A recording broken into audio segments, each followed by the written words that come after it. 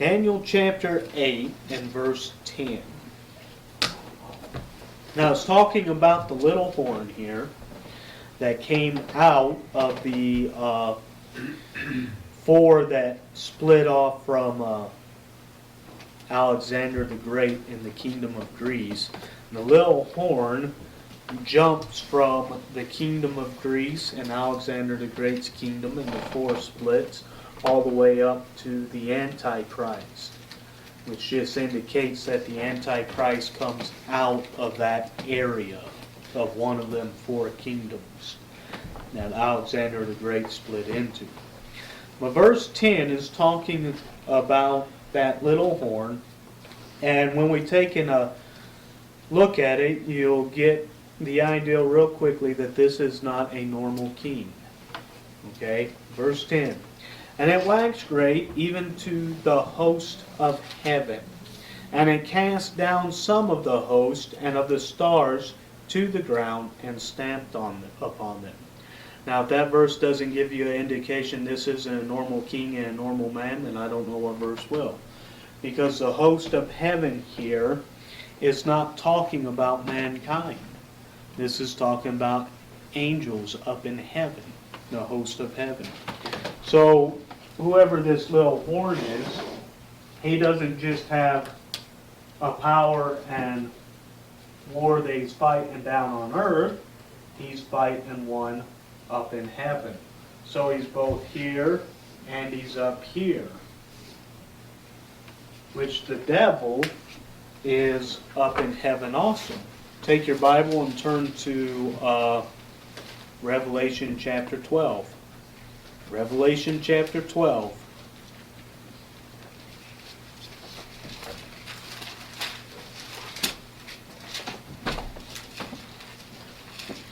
Revelation chapter 12.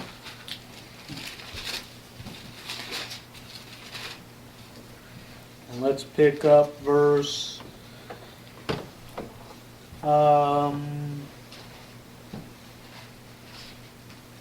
7. And there was war in heaven. Michael and his angels fought against the dragon, and the dragon fought and his angels, and prevailed not, neither was their place found any more in heaven. And the great dragon was cast out, that old serpent called the devil and Satan, which deceiveth the whole world. He was cast out, where? Into the earth. And his angels were cast out with him. Now look at verse 10, and this is going to match what you're reading in Daniel chapter 8 here. And I heard a loud voice saying in heaven, Now is come salvation and strength in the kingdom of our God and the power of his Christ. For the accuser of the brethren is cast down, which accused them before our God day and night. And they overcame him by the blood of the Lamb and by the word of their testimony, and they loved not their lives unto the death. Now who's it talking about in verse 11? It's talking about the ones that fight the war in heaven.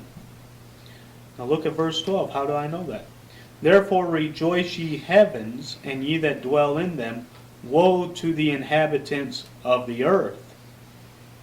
So all that stuff from 7 to 11 is talking about the inhabitants of heaven and this war in heaven.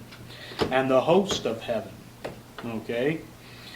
Lives unto death, therefore rejoice ye heavens, and ye that dwell in them. Woe to the inhabitants of the earth and of the sea, for the devil is come down unto you, having great wrath, because he knoweth that he hath but a short time. Alright, now turn back to Daniel chapter 8 and look at verse 10. And it waxed great even to the host of heaven, and it cast down some of the host and of the stars to the ground, and stamped upon them.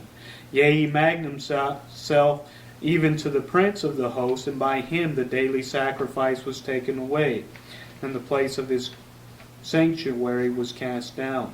So the stars they cast to the ground. Now how many of you know that stars in the Bible sometimes are angels? In Revelation, you got some angel that falls as a star. It says, I saw a star that fall, and then to him was given the keys to a bottomless pit. So what you have is in Daniel 8:10 is this war in heaven, and some of the hosts are cast down and stamped upon by the devil here. And the Antichrist and the devil are one and the same. They're one and the same. The Antichrist is the devil ruling on the earth. The dragon is the devil up in heaven, fighting with Michael and Michael the archangel. Now the host of heaven, you want to get some cross references there. Take your Bible and turn to 1 Kings chapter 22. 1 Kings chapter 22. And notice that these are angelic beings up in heaven. How many of you read ahead to Daniel chapter 10? I told you, read ahead to Daniel chapter 10. Okay, if you read Daniel chapter 10, what did you see there? You seen an angel coming down to talk to Daniel, and he was withstood and withholden from coming down by a character called the Prince of Persia. Yeah. Okay? And then when he left Daniel, he said, now I have to go and fight with the Prince of Grecia. Which indicates that for every kingdom on this earth, the devil has a ruler up in heaven that represents that kingdom. And that's what Daniel chapter 10 is talking about. And we'll look into that in detail. But that's going to be part of your host of heaven and the devil and his angels there. Ryrie's really got that one. Huh? Ryrie's got that one really wrong. What does Ryrie say? He says that the host of heaven, God's people, are the Jews who were horribly persecuted by Antiochus. And he's going to go with the historical, the daily sacrifices and the abominations. Antiochus, in the time of the Maccabees, come in and sacrificing a pig on the altar, which he did. By Antiochus, he can't match this passage. At best, he is a partial historical fulfillment, and you have to make it a double application. At the best. But he isn't going to. He shortly loses his reign after that, and he dies. He doesn't. He is not magnified to a host of heaven. You can't make him match this passage. It doesn't work. Historically, it doesn't even work. And it doesn't work with Daniel chapter 11. Or Daniel chapter 9, where the other passages about the daily sacrifice is addressed. It just, he doesn't work. He may be a type in history, but that's the best you can make him. Okay? And it waxed great even to the host of heaven. Now, 1 Kings 22:19. That's where we're going to go with this. I want to show you who the host of heaven is. And they're not human beings. Okay? They're angelic beings. The problem we have is we understand what we see, feel, touch, and taste around us. And since we don't see the spiritual realm and we don't see what's up above in the universe, and we don't understand it because we don't see it, we don't associate stuff in the Bible to that realm. But it's still there, and it's very real. And some of these passages belong in that area, and you have to put them there. Now, I said, I got to get to this passage. 1 Kings 22:19. 1 Kings 22:19. And he said, Hear thou therefore the word of the Lord. I saw the Lord sitting on his throne. Now this is sitting on his throne in the third heaven. And all the host of heaven, who? The host of heaven. Standing by him on his right hand and on his left. So where are they? They're up in the third heaven. That's where they're at. Around his throne. And the Lord said, Who shall persuade Ahab that he may go up and fall at Ramoth Gilead? And one said on this manner, and another said on that manner. And there came forth a spirit, and stood before the Lord, and said, I will persuade him. And the Lord said unto him, Wherewith? And he said, I will go forth, and I will be a lying spirit in the mouth of all his prophets. Now question, that spirit that came forth, that's a lying spirit, is that one of the Lord's host? No. Who's the father of all lies? Satan. So that lying spirit is obviously associated with Satan. Now when Satan's cast out in Revelation chapter 12, it says, the accuser of the brethren is cast out. Which means that Satan has the power to go back and forth right now from the earth up to heaven. Which we know that when we read the book of Job. What did it say about Job? Whence comest thou, Satan? From running to and fro on the earth. He's going back and forth. He's going back and forth. And in Revelation 12, that power is given to him. It's another fall of Satan. One of these days I'm going to do a lesson on the falls of Satan. He has more than one fall that he goes through. One was when he fell from the anointed cherub. Next he falls, he has a partial fall there in the Garden of Eden when he deceives Eve. He's cursed again. And then in Revelation 12 he falls. And then at Armageddon he falls. And then he falls again at the Battle of Gog and Magog. And he has a number of falls that he goes through, where more and more power is taken away from him in each fall. So the host of heaven here is around heaven. Look again at, now who's the captain of the Lord's host? Jesus. Jesus Christ. We learn that in Joshua chapter 5. A man appears to Joshua, and Joshua being in the soldiery he says, are you for us or against us? Because he didn't know who he was. And once he finds out who he is, what does he do? His face hits the ground. He drops on his face. Alright. Joshua chapter 5. Joshua chapter 5.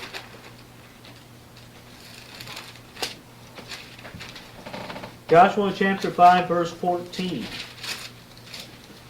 And he said, Nay, but as captain of the host of the Lord am I come now. And Joshua fell on his face to the earth, and did worship, and said unto him, What saith my Lord unto his servant? That's the angel of the Lord appearing to Joshua. He's captain of the Lord's host. That's who he is. I'll give you an interesting passage on the Lord's host that, I'll be honest, I've read my Bible over and over again. Somehow I missed this little nugget. Genesis 32, 1 and 2. Have you ever read the Bible through and come across a passage and you know you've read it probably 50 times and you say, I've never saw that before. This was one of those for me. I just found it. Start reading in chapter 2 early and jump to the passage. But look what it says in verse 1 and 2. Now this is Jacob after he left Laban, and he's fixing to meet Esau. Genesis 32, 1, 2. And Jacob went on his way, and the angels of God met him. And when Jacob saw them, he said, This is God's host. And he called the name of that place Mahanaim. Alright? So who are the angels? They're God's hosts. And they met Jacob on the way. That doesn't say much more about that meeting. That's all it says. But Jacob is quite the character as far as seeing angels. He sees them descending and ascending on the ladder when he left. And he's in Bethel. And now he sees them again as he's leaves Laban and he's going back. Alright? So the host that's cast down is going to be the angels. And apparently, during this battle, some of those angels actually lose their life, which I would assume they'd be resurrected again. But in this battle, some of them were cast down and stamped upon. Daniel chapter 8, verse 10. All right. So, there you have the host being cast down. And waxed great even to the host of heaven, and cast down some of the host and of the stars to the ground, and stamped upon them. Yea, he magnified himself even to the prince of the host. Now, we know the devil magnifies himself during the tribulation time period. Isaiah chapter 14, verse 13, has a double application, and one of those applications is to the Antichrist in the tribulation. All right? Turn to Isaiah chapter 14, where it says, How art thou fallen from heaven, O Lucifer, son of the morning? And that's going to be Isaiah chapter 14. Notice how the devil, or the Antichrist, magnifies himself, which is the devil incarnated in the flesh.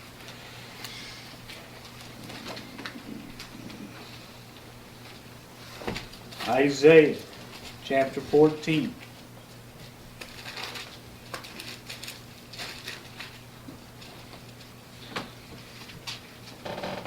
Isaiah chapter 14, and let's pick up verse 13. Isaiah 14. Well, let's go up to verse 12. How art thou fallen from heaven, O Lucifer, son of the morning? How art thou cut down to the ground, which didst weaken the nations?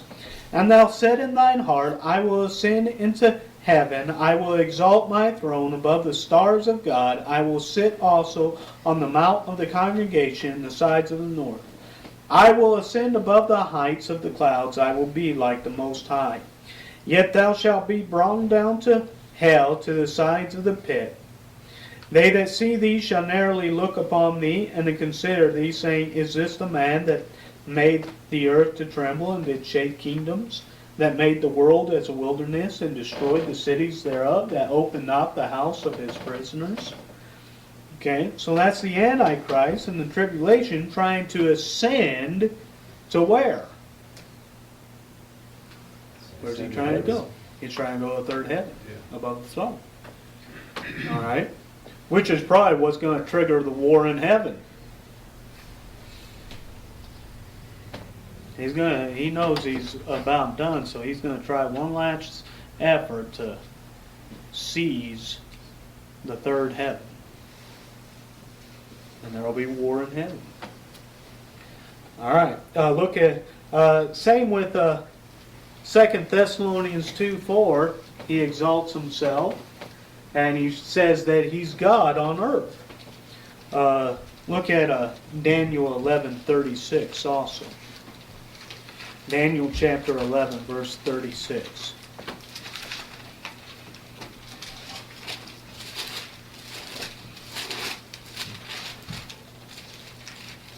Daniel chapter 11, verse 36.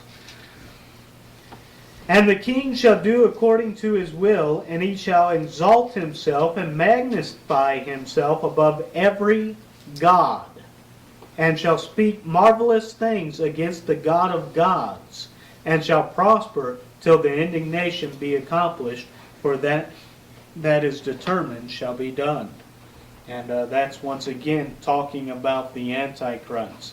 And he's going to exalt himself above every god. Now, who's the God of gods?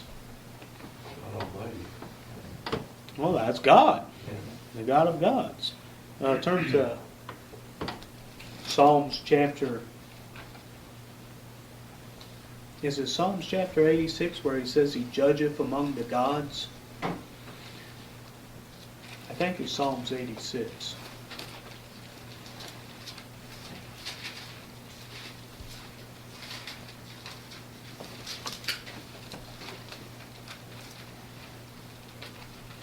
You find it. No, it's 82:1. It's 82:1?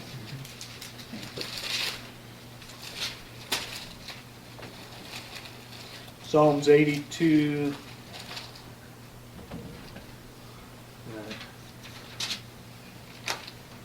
Yeah.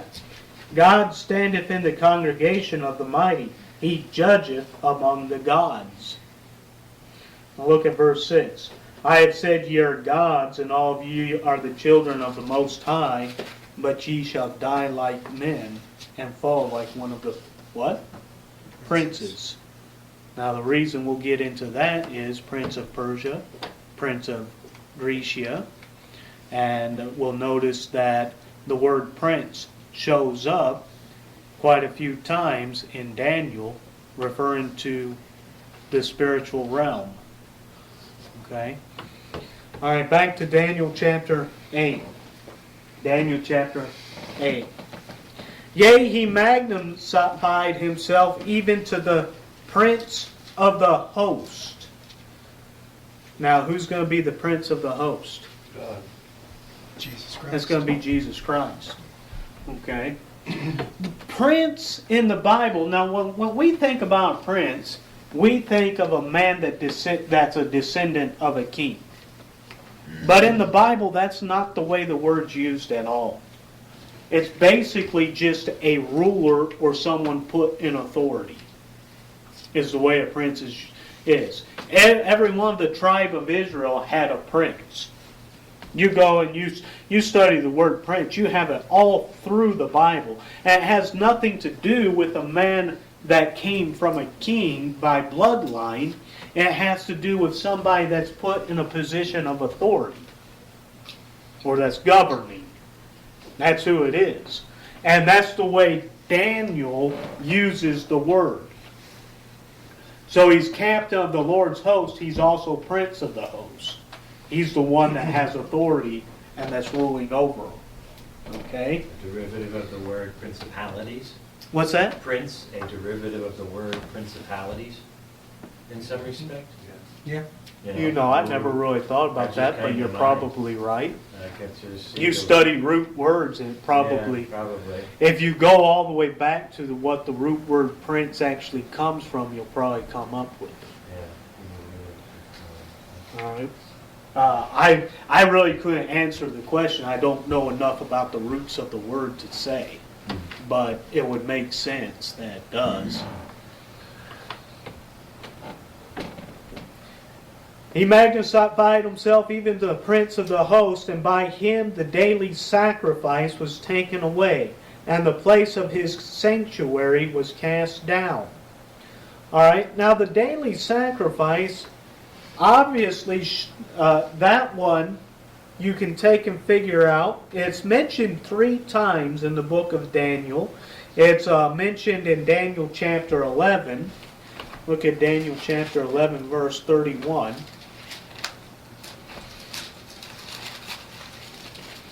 Daniel chapter 11, verse 31.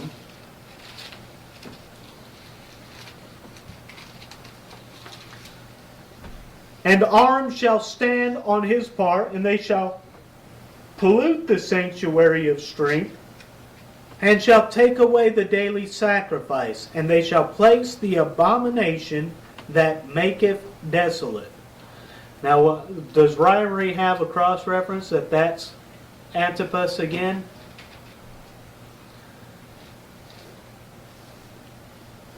Yep. All right, here's the problem with that ideal. What does he do? He shall place the abomination that maketh desolate. So what could that thing be? What happens in the tribulation? What is set up to be worshipped? And if anybody doesn't worship it, they're slain. It's an image, isn't it? It's the image of the beast. And the false prophet gives that image power to slay anyone that doesn't worship it. So that abomination that maketh desolate is going to be an image that's set up in the temple. That's what it's going to be. Now, do you also teach that they're going to be doing human sacrifice? Because there's a verse in Revelation 6:9 that says, I lean that way. Talking I'll about- put it that way. Because there's only, there's something about human sacrifice and an altar, and it seems to be The the souls altar under in the temple. altar. It seems You to have be the the altar in souls under the temple. altar, and what it looks like is that they're hauling in them Jews and behead them right there at the altar in front of the Antichrist as a part of worship. Now, If they don't worship, Huh? if you don't worship the beast, it's likely well, you're beheaded you for will sure. be beheaded. And whether it's if you don't take part the mark of the a beast- sacrifice or a worship service, well, that's stretching it a little. But I kind of lean that way where I think that that's the way it's going to be. I can't say that 100% though. But they're definitely being beheaded. And the verse where it says the souls are under the altar and say how long indicates that they were beheaded at an altar. Right. Okay? Somewhere. So that's kind of where I get that ideal from. I mean, the indication's very strong that that's what it's going to be. Okay? Now, this daily sacrifice, though, this daily sacrifice is obviously a sacrifice that's going on by the Levitical priesthood during the tribulation, and that thing is cut off when the Antichrist comes in and sits down in the temple and says he's God, and they're to flee. So that thing's going to be cut off. That's going to happen in the middle of the tribulation, or the middle of Daniel's 70th week, which is going to trigger the Great Tribulation, or the time of Jacob's trouble for the Jews. All right? Now, that daily sacrifice is mentioned in Daniel 11:31. It's also mentioned in Daniel chapter 12, verse 11. Daniel chapter 12, verse 11. And from the time that the daily sacrifice shall be taken away, and the abomination that maketh desolation set up. How do you set up a pig that you sacrifice on the altar? I'm going to the historical application that they all try to make it, where Antipas comes in and slays a pig on the altar. They all try to make it refer to that in the time of the Maccabees. Well, you don't set that up. You set an idol up. So that's the abomination that maketh desolate, is when they set up, when the false prophet sets up that idol and makes everybody worship it. Okay? Set up, there shall be 1,290 days, which is a picture. That picture that I told you, that's what the picture of Daniel chapter 3 with Shadrach, Meshach, and Abednego, and Nebuchadnezzar setting up the image, was. That's a picture. That's your time. And then if they didn't worship the image, what were they done? What was done with them? They were slain. With them, they were thrown in the fiery furnace. With the tribulation saints, they'll be beheaded. Okay? Back to Daniel chapter 8. Now, in Hebrews chapter 7, one other place does daily sacrifice show up, and that's in Hebrews chapter 7. Now, I've told you many times, Hebrews chapter 7, doctrinally, there's two ways you can take it. Whichever way you teach it will depend on how you interpret it. But one of the more direct ways is you make it the Jew in the tribulation looking for the millennial rest. All right? And in Hebrews chapter 7, verse 27, you have the daily sacrifice. And it's, who needeth not daily as those high priests to offer up sacrifice first for his own sin and then for the people's? For this he did once when he offered up himself. So it's comparing Jesus Christ with the Levitical priesthood, and the Levitical priesthood had to do what? They had to do a daily sacrifice. Alright? So part of the Levitical priesthood during the Old Testament, when they were sacrificing, it was a daily sacrifice. So when they set up that temple in Israel, in the millennium, there will be a daily sacrifice initiated by the Levitical priesthood. So in Jerusalem, sooner or later, they are going to rebuild a temple and reinstate the daily sacrifice.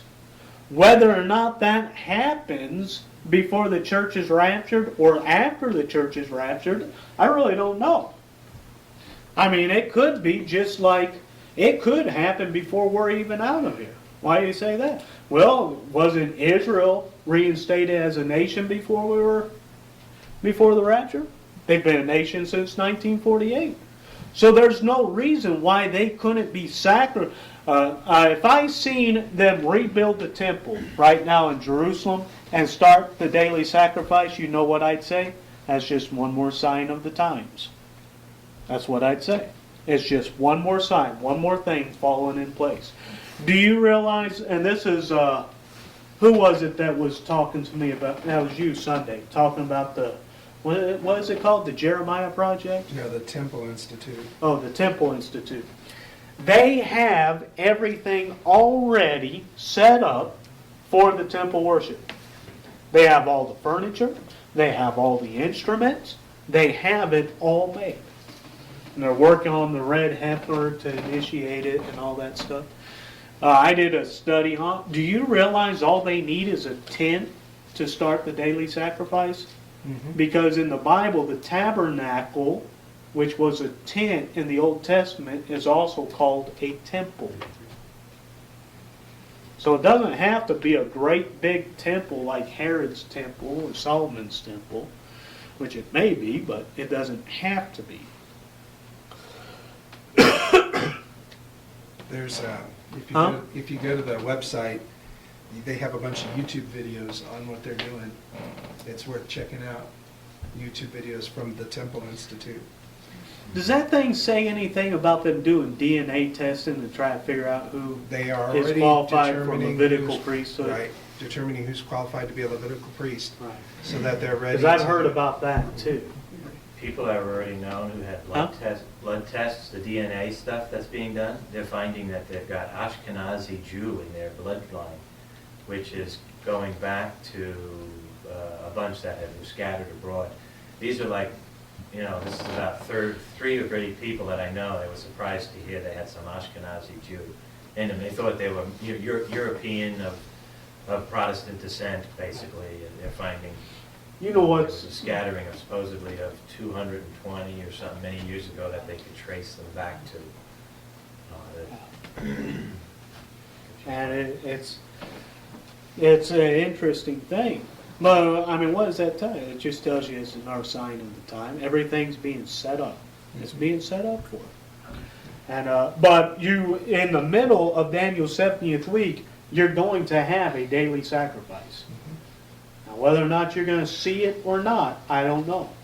I don't know. I don't teach that you have to see it before the rapture happens. I just teach that it's going to be another sign of time, and it will be set up. I mean, the way I got it set up is you have 7 years tribulation. Most all the events that the Bible prophesies about happens in the middle of that 7 years, which gives you 3.5 years of everything being set up. So, but that doesn't mean that it couldn't be set up before that 3.5 years. I mean, you could have the temple worship for 10, 15 years before these events take place. You just know it's going to happen. It's going to happen.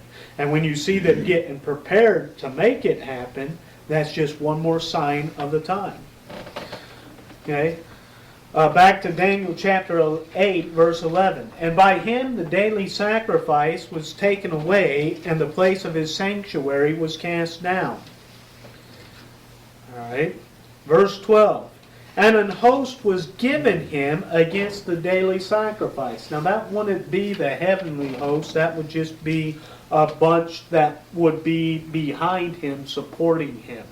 That's against the daily sacrifice. By reason of transgression. And it cast down the truth to the ground, and it practiced and prospered. Verse 13.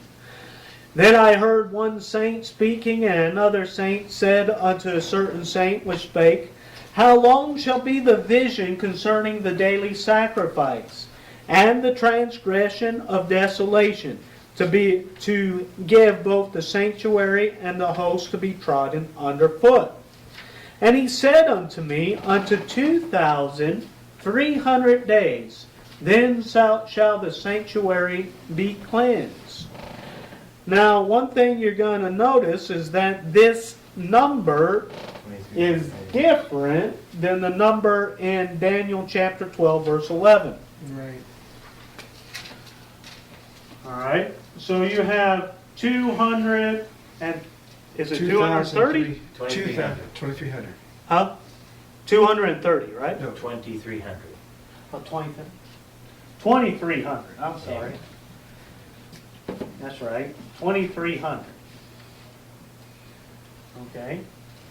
Now turn to Daniel chapter 12, verse 11. Daniel chapter 12, verse 11. I want you to notice that this is different. And from the time that the daily sacrifice shall be taken away, and the abomination that maketh desolate set up, there shall be 1,290 days.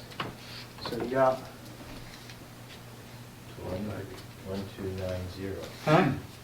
There shall be 1,290. Wasn't the other one 1,300, or was it 2,003? 2,300. 2,300. So you have 1,300. Roughly. 1290. Huh? 1290 actually. Oh, 1,290. And I got right. This is why I have to write it down. 1,290. But that is So- much different.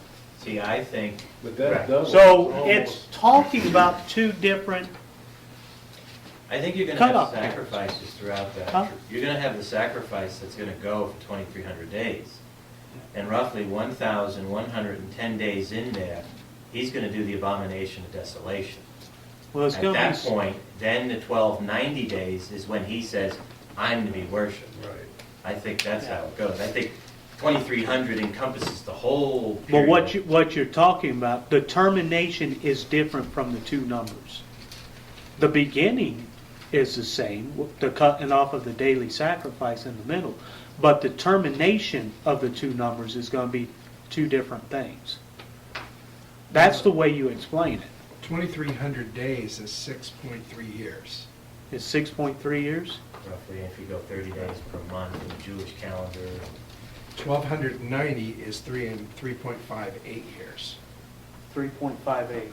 Yeah, was it So 1260 you got is 3.5 years? 3.58 years, and then the other one was how long? 3.58.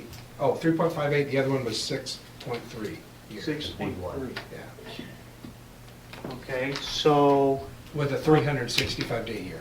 Huh? So that's using 365 days in a year. Yeah. are you using a 30-day month for that? or- No, I'm just doing 365 days in a year, so. If Israel But starts still, to you sacrifice, got- I'd be thinking we're in the tribulation. What's that? If Israel starts to sacrifice tomorrow, I think I would have missed something. I'd be thinking, uh-oh. I know they're setting up for it, but if it starts, I wouldn't even be worried about you it. know, I would just think, I think we're in it then. I would be thinking, we missed something, and we'd be looking at it real carefully. Yeah. I mean, me personally, I'd look at just like the reestablishment of reestablishing the nation as a nation in 1948. That's just one other thing that's set up. Now, if I see a man come in and sit down in the temple and stop the daily sacrifice and say he's God, I say I missed something. You know? Okay. Yeah. But if they just start the sacrifice, I wouldn't be too. I wouldn't panic over that. Mhm. That's not something I'd panic. I'd just say that's one other thing that's set up. Mhm. It's coming. Yeah. They gotta start. They have to get that, you know. Now, the reason you say that is probably you've been taught that, and it may be true, that when he comes in peacefully, when he makes a covenant with them, is that's what starts the daily sacrifice Probably. and the temple worship. It has something to do with that temple worship. And I'm not going to say that that isn't true, but I can't 100% prove that. Well, they have to have a red heifer before they can start anything. Right. And a red heifer, they're working on now. Once if they figured out a way to make a red heifer now, it has to be 3 years old before they can use it in the sacrifice. Right. Which cleanses the priests from touching of dead bodies and that kind of thing. So, Which gives you a half year If they had it leeway right now, if then that we- thing happened Right. right at the beginning. if it was right now, it'd be 3 years till they could start sacrificing in a temple. So you can make it, you can still put that thing though in the first 3.5 years. It could happen in the first 3. Well, then they couldn't be sacrificing for 2,300 days. They couldn't be in the temple then. They couldn't be in the temple for 2,300 days then. Well, yeah, that wouldn't fit, would it? It was about 2 or 3 years ago that I had seen a video somewhere on Let's see. YouTube about somebody in America had bred the red heifer, and it was being tested to qualify, to see if it Right. qualified. Well, they've been messing Yeah. around with that thing for at A long least time. 12 years. Yeah, yeah. At least 12 years. I don't know if I heard about if it they've a got long the official time. one yet or not, I don't know. Because that was a big topic right around 2000, I remember. Yeah. Right around the year 2000, we were talking about the red heifer. A lot of ranchers around here tell you they think they got red heifers. A lot Huh? of ranchers around here will tell you there are plenty of red heifers around here, but of course I said, well, they gotta fit a specific qualification. Only No, that- it's yeah. Here, it's not red. Right. It's got to be. It has to be very, very specific for the Jews, Mhm. for them, without blemish. They're looking for one without blemish. Now you get a critter without blemish, you got something. Okay. Let's see. Now let's see how this is worded again. All right.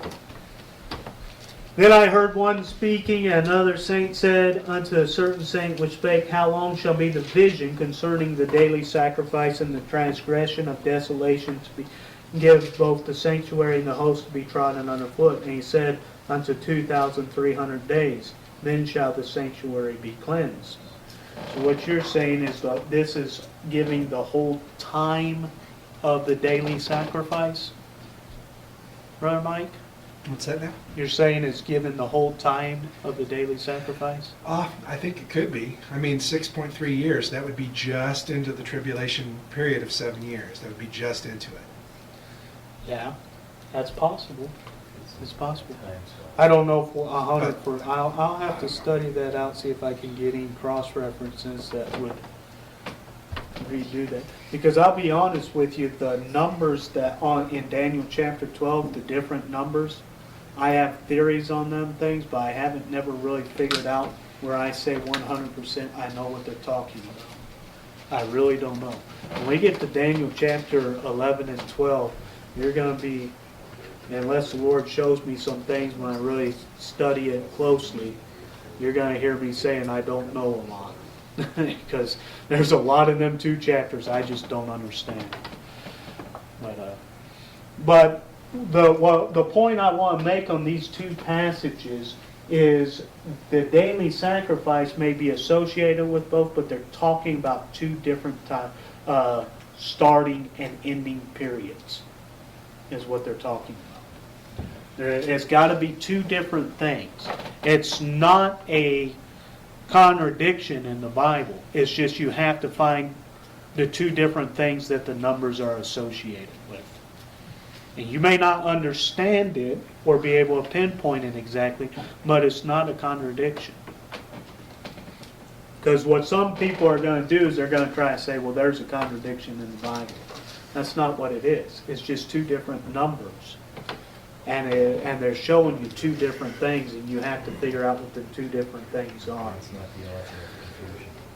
All right, so the transgression of desolation, that thing indicates that it's when the image is set up in Revelation by the false prophet. And he said unto me, 2,300 days, then shall the sanctuary be cleansed.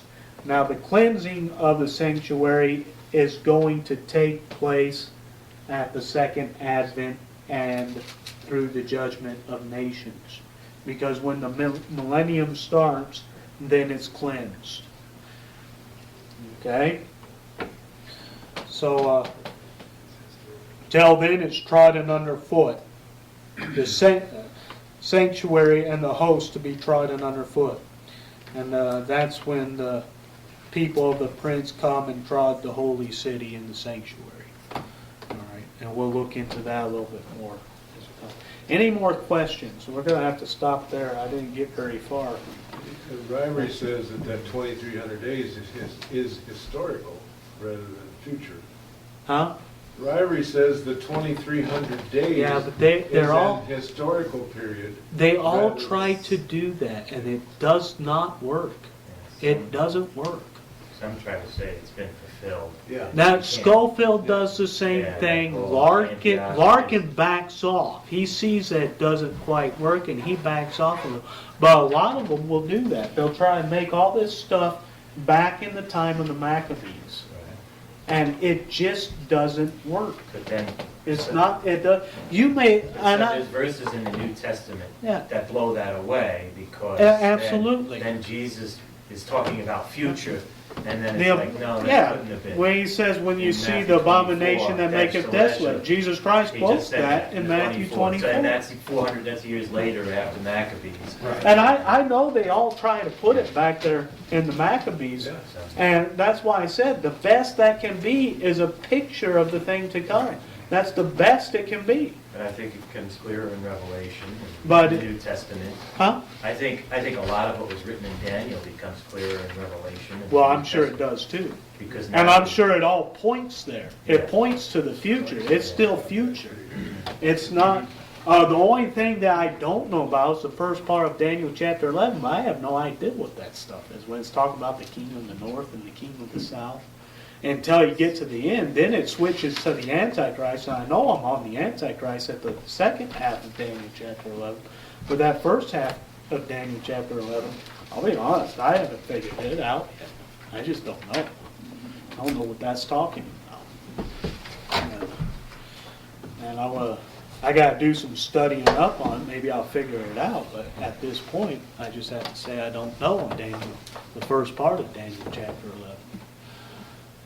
But these numbers, and I'll do some more digging and see if I can find out what comes up. But what you may have is you may have, but see, the reason I have a hard time with that daily sacrifice is it says he cuts off the daily sacrifice. And that's in the middle. So if you make that thing 6.3 years as the whole time of the daily sacrifice, that doesn't match up either. Just doesn't match up.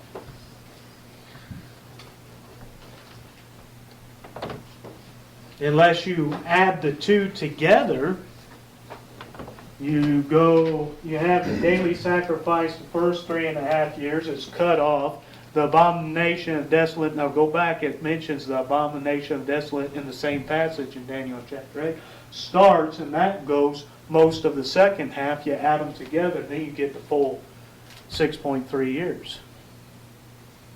Now that might work. That may work. And this is just until it's cut off from when it starts in the first 3.5. I'll have to do some figuring, but that may work. All right. Anyway, we got to take prayer requests. You get into Daniel, sometimes I think it raises more questions than it answers. Daniel is a very interesting book. And at this point, I don't think anybody has the thing fully figured out. We have a lot of stuff that we can see, and we can shed some light on it, but I think it just, the more light you see, it seems like the more questions it opens. So, all right.